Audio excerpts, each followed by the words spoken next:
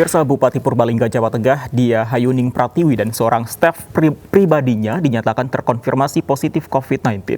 Bupati positif COVID-19 hanya berselang 5 hari setelah dirinya dinyatakan terpilih sebagai Bupati Purbalingga dalam pilkada serentak.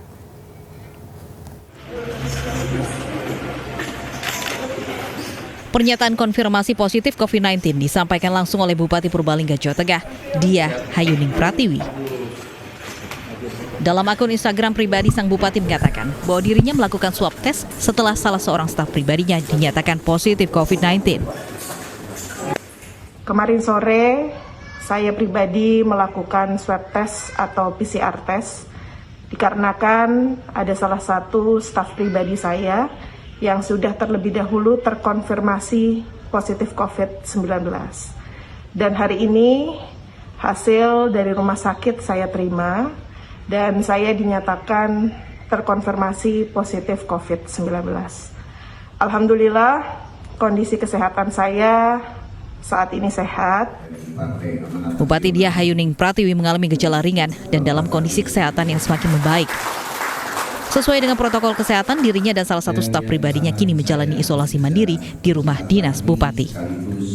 Di saat menjalani isolasi mandiri, Bupati Cilacap ini akan tetap memantau segala aktivitas kedinasan dan mengatur jalannya roda pemerintahan melalui daring. Pernyataan konfirmasi positif COVID-19 ini dinyatakan Bupati Purbalingga setelah dirinya terpilih kembali menjadi Bupati dalam pilkada serentak pada tanggal 9 Desember lalu. Bupati menghimbau agar jajaran pejabat di lingkungan pemerintahan serta warga yang pernah kontak erat dengan dirinya untuk segera melapor ke Dinas Kesehatan Kabupaten Purbalingga. Dari Purbalingga, Jawa Tengah, Catur Edi Purwanto, iNews melaporkan.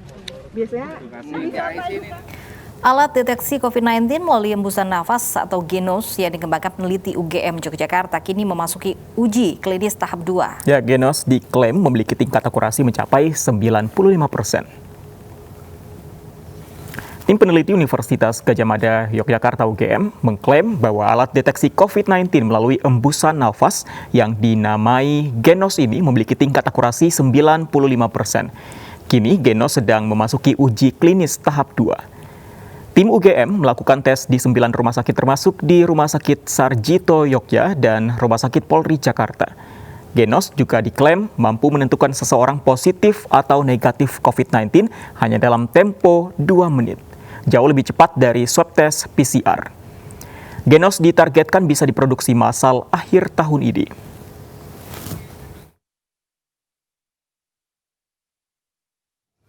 Ini menarik, ada temuan baru yang lebih cepat lagi dari metode yang sudah ada sebelumnya. Untuk selengkapnya kita bergabung dengan Anissa Rizkia di Gedung Tahir Fakultas Kedokteran Universitas Gadjah Mada UGM Yogyakarta.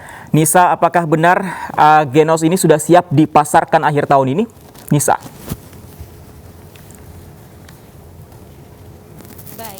Fadi dan juga Lofi, memang benar informasi mengenai inovasi baru.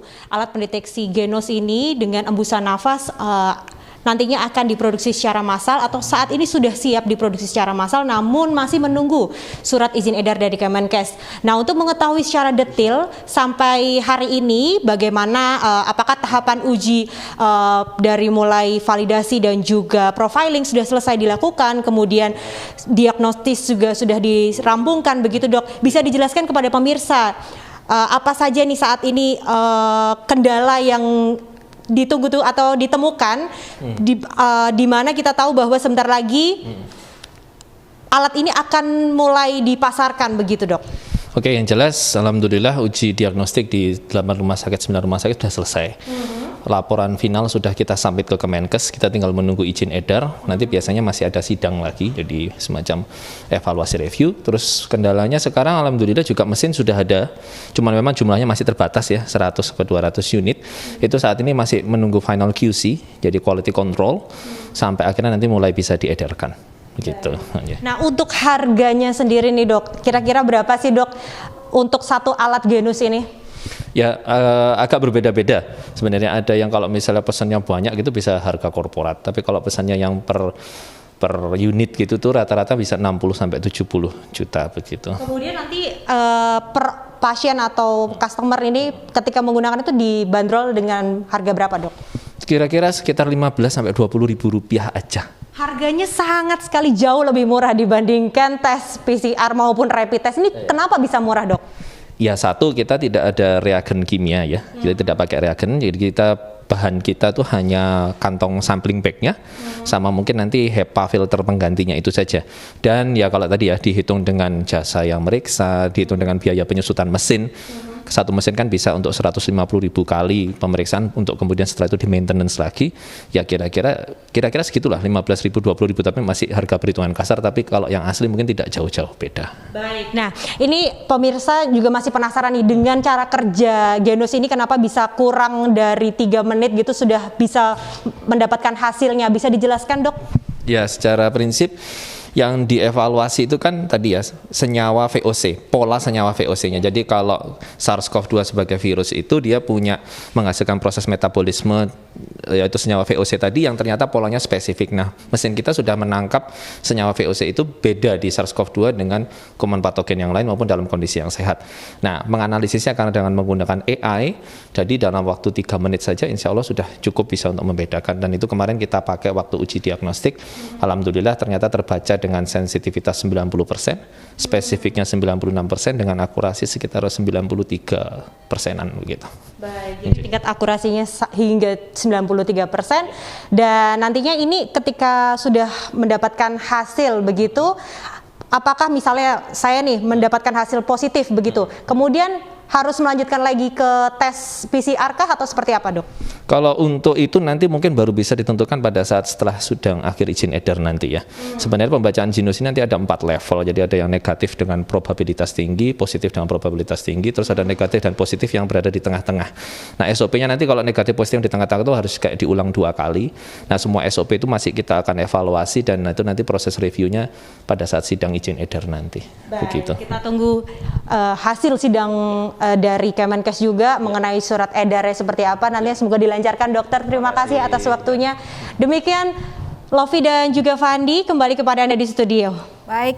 Terima kasih Anissa Rizkia melaporkan langsung dari UGM Yogyakarta. Ini menjadi kabar gembira untuk Cukup murah. semua kalangan, karena harga 15-20 ribu dan tingkat akurasinya 95% ya. Tapi yang asal nantinya tidak seperti swab test kemarin yang harusnya ratusan ribu, tapi ketika tiba di rumah sakit harus membayar jutaan rupiah. Kita harap tidak seperti itu ya, Lofi. Betul sekali. Ini masih soal COVID-19, pemirsa, menjadi relawan COVID-19 bukanlah pekerjaan mudah. Seorang ibu rumah tangga di Depok, Jawa Barat rela kehilangan sebagian waktu bersama keluarga untuk menjadi relawan pemulasaran jenazah COVID-19.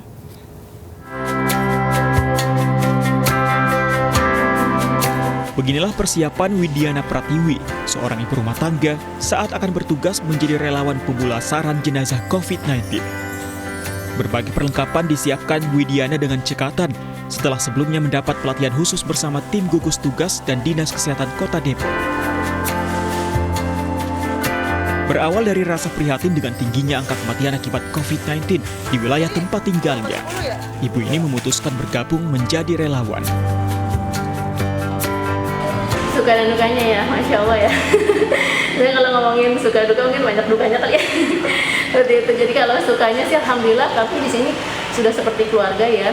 Dukanya pertama ya, kalau boleh jujur, saya takut karena belum pernah megang jenazah gitu ya. Belum pernah berkenaan dengan hal-hal yang bersifat kesehatan seperti itu, karena memang saya background adalah ibu rumah tangga gitu, ibu rumah tangga biasa, terus dilatih ya awalnya takut, di samping itu juga takut terpapar dengan COVID-nya juga, itu pasti gitu ya. Selain harus kehilangan waktu bersama keluarga, Widiana juga kerap menghadapi perlakuan kasar warga yang menolak pemakaman jenazah COVID-19. Meski awalnya khawatir, pihak keluarga sudah memahami tugas Widiana yang harus siaga 24 jam. Kekhawatiran pihak keluarga juga berkurang karena Widiana selalu melakukan swab test secara rutin usai bertugas. Dari Depok, Jawa Barat, Yung Rizky, iNews melaporkan.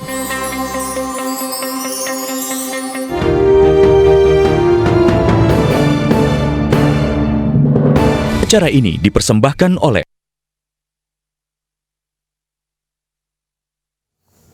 Pemirsa, hujan deras dan angin puting beliung merusak puluhan rumah di Klaten, Jawa Tengah. Kami akan kembali sesaat lagi, tetap di iNews ya.